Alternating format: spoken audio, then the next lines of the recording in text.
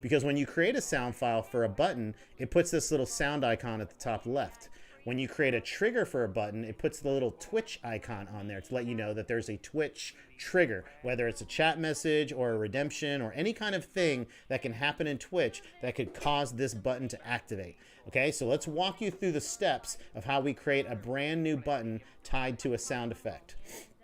I'm going to say, I'm going to click in here and I'm going to say create new button. Now I happen to have a sound effect that has one of my friends saying it's 12 o'clock. So I'm going to call this button 12 just to keep it simple. Okay, I'm going to call it 12. And then all I have is a button with no color and no functionality. So I'm going to change the color. Changing the color is pretty easy. You can slide these bars around. It's basically the red, green, blue. If you know the numbers, you can type them in. I usually just slide them around until I find a color that I like and I hit done.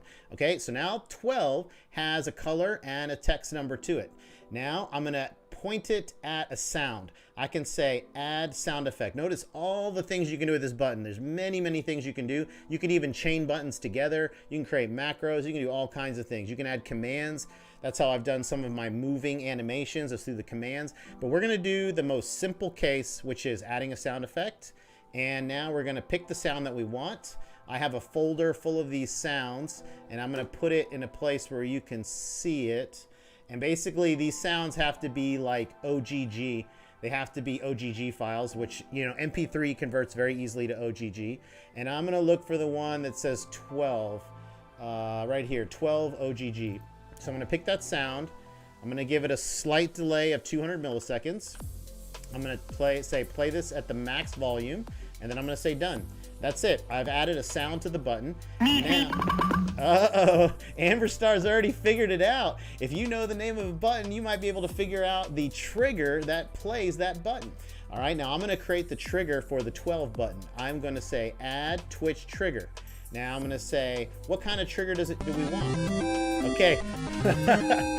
Just hold for 2 seconds, Amber Star, while I finish creating this button and I demo it, and then you can start playing all the sounds if you want. Okay, I'm going to say chat message. Now this is very important. You can say which kind of person can play the chat message. I can say just me, the broadcaster. I can say a mod or a sub or a VIP, but I'm not going to check any of those boxes, and I'm going to create a command called !12. If I could type. Okay, so that means anybody in Twitch chat can type !12, and it will execute the trigger for this button that I just created. Now, this button is not active until I hit the done button. This is the mistake that a lot of people make when you look on the Lioran boards, like, I did this thing and it's not doing anything. You have to hit the done button. Until you hit the done button, no changes are saved. Once you've hit done, now this deck over here is reloaded, it's refreshed. Notice I now have a 12 button sitting in that empty space that used to have nothing. So now if I click 12, it's 12 o'clock. You now hear the sound effect of my friend saying that it's 12 o'clock. It's 12 o'clock. So what I thought might be fun and interesting is, now that I've shown you how to create a button, that I actually click a few of these sounds. Some of these you may know from, you know, 80s and 90s. Some you may recognize, some you may not. For example, if I click this sound and yep, Amber Star clicked one. If I click this one called MK Start, can anybody guess where that sound comes from? I've got 5 people in chat. What are the odds that somebody in chat may recognize that sound? Yes, that is Mario Kart. That is right. Some of these are some oddball ones. Some of them are... All around me are familiar faces, worn out places. So there's faces. Worn out faces. See if anybody... See if anybody can tell what movie this is from. Hello, darkness, my old friend. Oh, okay, yeah. Hakuso wanted the darkness. Talk with you again. Okay, there's the darkness. Can anybody recognize that one? This is gonna get tricky because you guys have already figured out that there's chat triggers for these, but I'm gonna click buttons because it's easier rather than typing chat.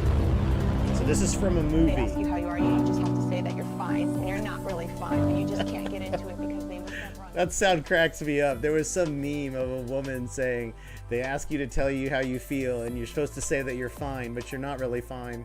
Oh my god, it's so funny. Okay, so Amber Star played this one earlier called Finish. Does anybody recognize that sound effect? Finish him. Finish him. That's from a very popular console game from back in the 90s. Yep, Mortal Kombat, that's right. Oh, there's the Barney burp. Does anybody know what cartoon that was from? So there was a cartoon that had a guy in it that used to burp all the time. His name was Barney. That is the Barney burp. That is Simpsons. That is correct. Okay. Oh, Amber Star. I bet you recognize this sound. Now, Amber Star, are you able to hear these commands? Are they delayed for you? I'm Timmy. Yeah, that's right. That's one of the characters from that. I was worried that... Actually, it's probably better that we play these sounds now while you're listening to the stream rather than when we get in Discord. Because once we get in Discord, if I play sounds, you would probably hear the lagged copy, and then it would be confusing because we're going to be talking in real time. So, yeah, we'll just play a few of these sounds now and let people get a feel. And...